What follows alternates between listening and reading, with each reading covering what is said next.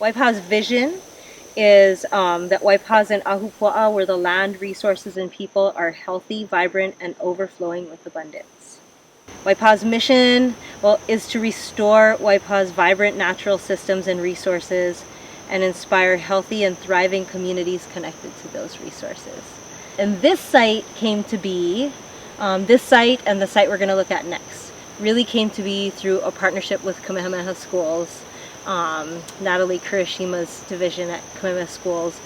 We're trying to take invasive, just huge areas of invasives, whether they're haubush and like Polynesian introduced invasives like haubush and kukui, or just modern invasives, and find a way to transition them to managed, productive, abundant food and food, fiber, and medicine forests and producers, and in ways that we can actually manage them.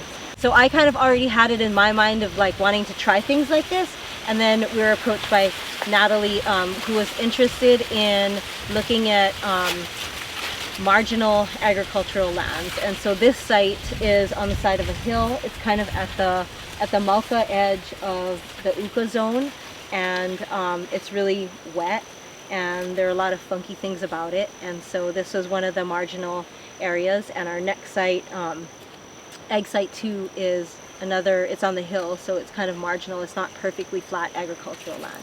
This one was specifically designed as a transitional or temporary site where we could plant plants here that we wouldn't be attached to for a long period of time, maybe a window of 5 years, in a permaculture agroforestry style, and where in 5 years we could come back and relook at the site and see if we wanted to change the use of it. To me, for the bigger picture of Waipa, if we're going to transition big areas like this, we need to be able to temporarily transition them with plants that we're not super attached to, and then come in and do something else later on when we know what the longer term vision is or what the best use of that place is.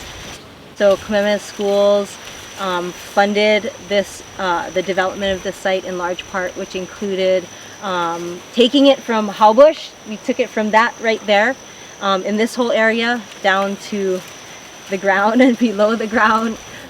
Prepping this site was mostly done by creating log borders, which are super time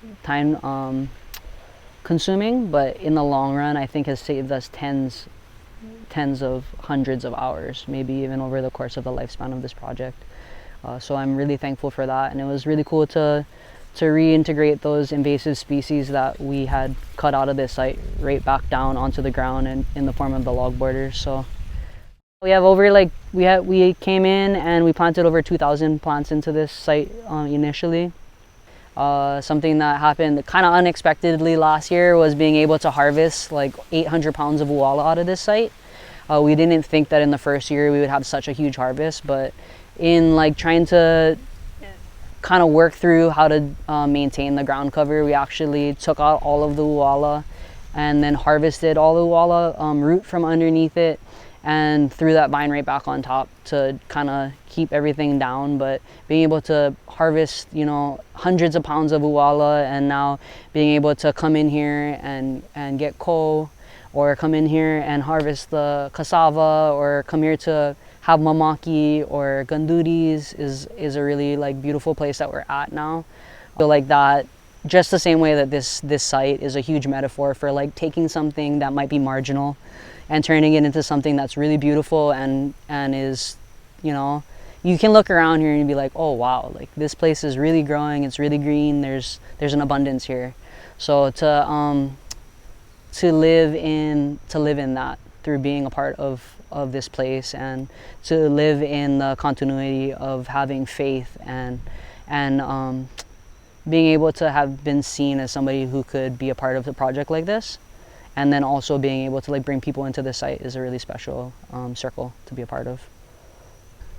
At Waipa, we try to function in the idea of abundance, or aina uluvehi, he aina uluvehi. That is this egg site. That's also the amount of learning that we've had here through this site that not only nourishes us in that moment to be able to come through the process, but going forward as well.